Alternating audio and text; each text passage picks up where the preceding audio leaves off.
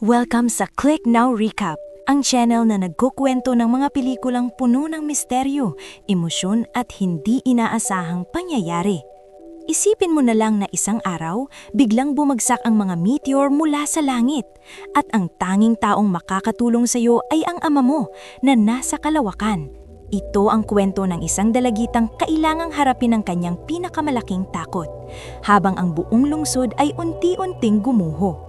Ito ang Mira, 2022. Simulan na natin ang kwento.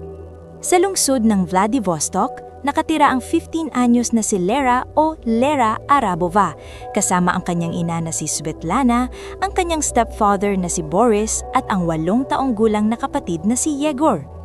Tahimik sana ang buhay ni Lera pero may isang sugat sa kanyang pagkatao. Takot siya sa apoy, dulot ng isang trahedya noong bata pa siya kung saan muntik na siyang masunog sa loob ng isang elevator. Ang pangyayaring ito rin ang naging dahilan ng paghihiwalay ng kanyang mga magulang. Are you okay?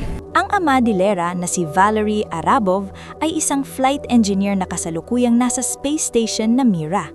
Kahit malayo siya, palagi niyang binabantayan ang anak gamit ang satellite at artificial intelligence kahit na halos wala na silang personal na komunikasyon bilang mag-ama. Isang araw, isang meteor shower ang inaasahang dadaan lamang sa kalangitan at itinuturing na ligtas at inaabangan ng lahat ang pagdaan nito. Sa inakalang success ang pagmomonitor ng mga engineers sa outer space sa nasabing meteor. Because it's wider than we expected.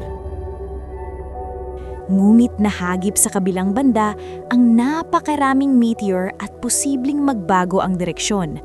At sa dami nito, maraming bansa ang tatamaan nito. So what's the damage area? The damage area includes Australia, New Zealand, Okinawa, Kagoshima. Sa huli, nagkatotoo ang babala.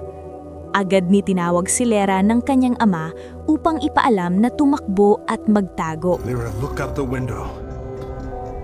Bigla ang bumagsak ang mga meteor, tinamaan ng space station at winasak ang malalaking bahagi ng Russia, Korea, Japan at iba pang lugar sa Asia Pacific.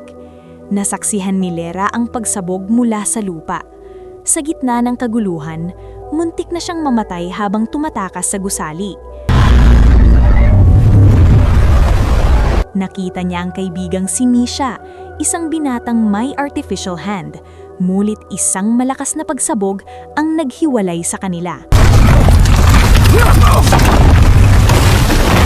Natamaan si Lera ng isang van na may sakay na mag-asawa at kanilang pusa. Tinulungan siya ng mga ito. Ngunit kalaunan ay iniwan din ang sasakyan matapos itong maaksidente. Habang gumuguho ang mga gusali sa paligid, natabunan at natrap si Lera ng mga debris sa loob ng isang toy store. Samantala, sa kalawakan, nagising si Arabov at nalaman niyang siya na lamang ang natitirang buhay sa space station. Sa tulong ng AI system ng Mira, naibalik niya ang kuryente at agad hinanap ang kanyang pamilya. Turn on emergency lights. Natuntun niya ang kanyang asawa sa ospital at higit sa lahat, nakontak niya si Lera. Sira na ang cellphone ni Lera, ngunit may isang teddy bear na baby monitor sa tabi niya. You're a teddy bear? Yes, sweetheart, yeah. Gamit nito, muling nagkaroon ng koneksyon ang mag-ama. Sa tulong ng aso ng rescue team, nailigtas si Lera mula sa pagkakakulong. Ngunit naalala ni Lera ang kanyang kapatid na si Yegor. Gabi bago ang sakuna, binigyan niya ito ng binoculars at hinikayat na manood ng meteor shower mula sa isang gusali. We went to watch the meteor show. Where did he go? Isang gusaling na yon ay malapit ng gumuho. Kahit babala ng AI na delikado na ang gusali at nasa 80% na ito ay mag-collapse, pinilit ni Lera na iligtas ang kanyang kapatid. Lyra! Damn it, Mira, what's with the signal? Sa kabilang banda, binalaan si Arabov na pumunta na sa escape box dahil meron na lamang siyang ilang oras para manatili sa space, pero ayaw pa rin niyang iwanan ng station dahil iniisip niya ang anak at kailangan niyang ma-restore ang station, ma-activate ang search system. Search system activated. Habang natutunto ni Lera ang kinaroroonan ng batang si Yegor, nagtulungan silang makalabas sa gumuguhong gusali. Sa kabila ng lahat, inakala pa rin ni Lera na kinokontak lamang siya ng kanyang ama kung kailan nito gusto. Hindi niya alam na sa mga sandaling iyon, matinding pinsala na pala ang nangyayari sa space station. Sa tulong ng ama mula sa kalawakan, ginabayan siya para makatakas sa gumuguhong building at ang lugar ay malubhang napinsala. Napansin ng batang Yegor ang mga traffic light at sign na gumagana at maaaring ang ama ni Lera ang may gawa nito para dalhin sila sa ligtas na lugar. I don't know what is a lawyer, but your dad is really cool. Habang sinusundan ni Lera at Yegor ang mga gumaganang traffic light at iba pang mga sign, nakarating sila sa evacuation area. Ngunit bigla, isang malakas na pagsabog ang naganap sa isang maliit na tanker ng barko. Sa lakas ng impact, nasugatan si Yegor sa ulo. Mira analyzed the probability of a second explosion at that location. Humingi sila ng tulong upang madala ito sa ospital gamit ang helicopter, ngunit puno na ang mga ito. Sa hindi inaasahang pagkakataon, naroon din si Misha na kusang bumaba at ibinigay ang kanyang pwesto para kay Yegor. Samantala sa space station, inakala ni Arabov na kontrolado na ang sitwasyon at handa na sana niyang i-shut down ang station upang makauwi. Mira, I'm ready. Turn it all off. Ngumit muling lumitaw ang banta ng ikalawang tanker na maaaring sumabog. Binalaan siya ng mga opisyal na itigil na ang rescue operation, ubos na ang kanyang oras.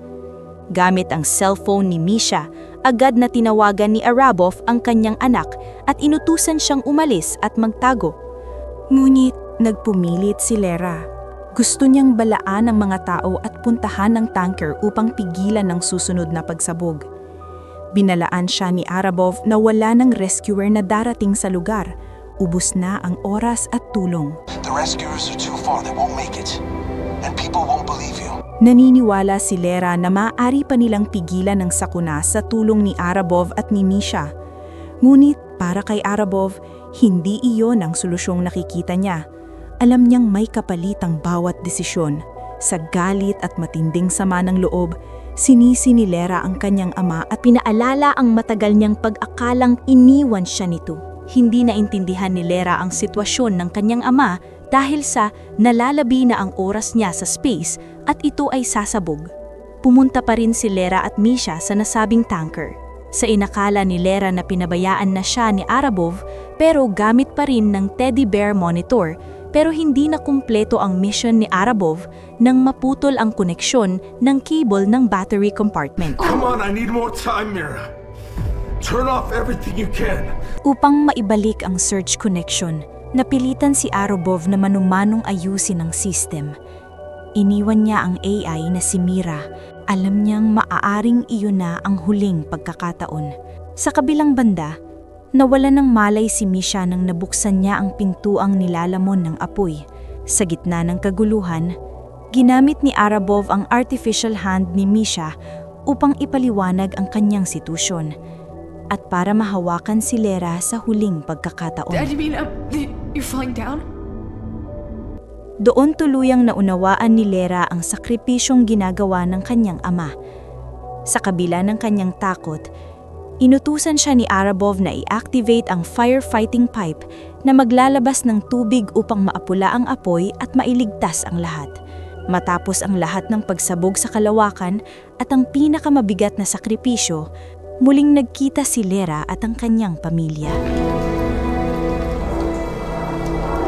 Ang Mira 2022 ay hindi lang kwento ng isang sakuna.